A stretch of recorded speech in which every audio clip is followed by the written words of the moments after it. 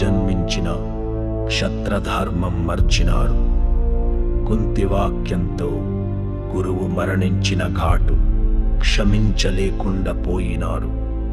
నక్షత్ర రాత్రిలో నిద్రలో మునిగిన ఉత్పల శిశువులను గుణపాఠం కాకుండా బలాత్కారంగా చంపిన నరరూప రాక్షసుడు.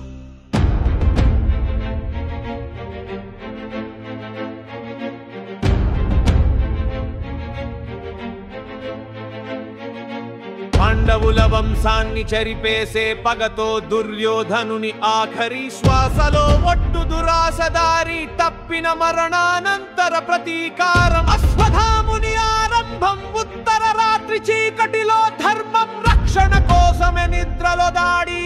నిష్ఠూరంగా శిశుశిరాలపై క్షమాధర్మాన్ని తాకిన ఘోరం.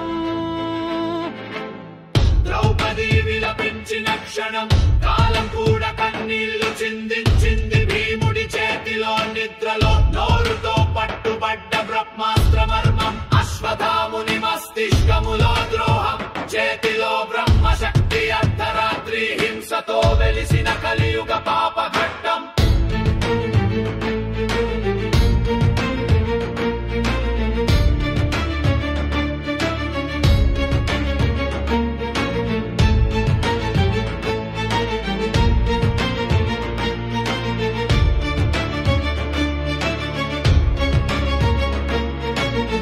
బ్రహ్మాస్త్రాన్ని వదిలిన వాడు కానీ లక్ష్యం శిశువు ఉత్పత్తి గర్భం.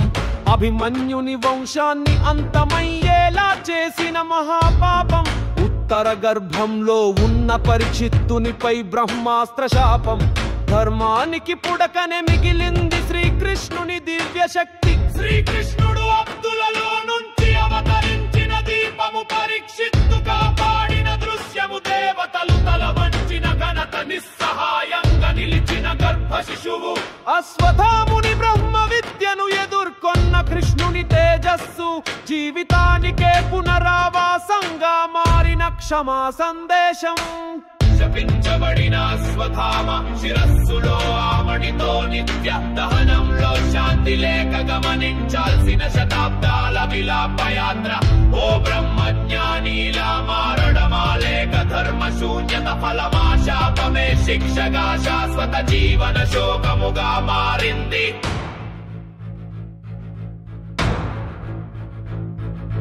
శత్రువులను సంహరించలేని చేతులు. అశాంతి సంస్కారం మారిన జీవితం.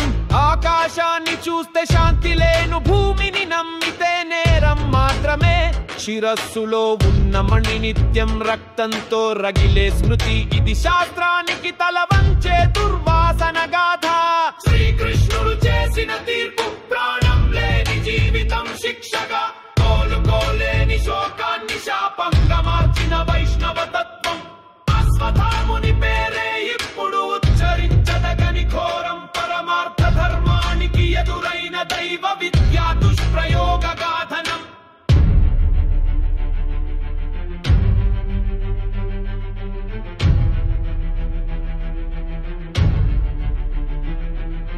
పరిశుద్ధ యుద్ధంలో జరిగిన చివరి ముడికాల చక్రపు తారకిక ఘనం. యుద్ధం ముగిసిన వేదన మిగిలింది. భవిష్యత్తులో నిద్రలేని రాత్రులు. అశ్వత్థాముడు బ్రహ్మాస్త్ర శాపంతో నిష్క్రమించని జీవం. శాంతి కోసం తిరిగే శాశ్వతంగా బ్రతికే ఘోర దృష్టాంతం. ద్రోణుని ఆశయం ఇలా ఎలా మారిందో కాలమే ప్రశ్నించాలి. బ్రహ్మ విద్యను ఆశీస్సులుగా కాక శాపంగా మలచిన కథ. ఇది శాంతికి శత్రువు కాదు, శాస్త్ర విధ్వంసానికి అక్షర రేఖ. అశ్వత్థాముని జీవితం నత్తెనమని ఉన్న చీత నిశ్శబ్దిగాన.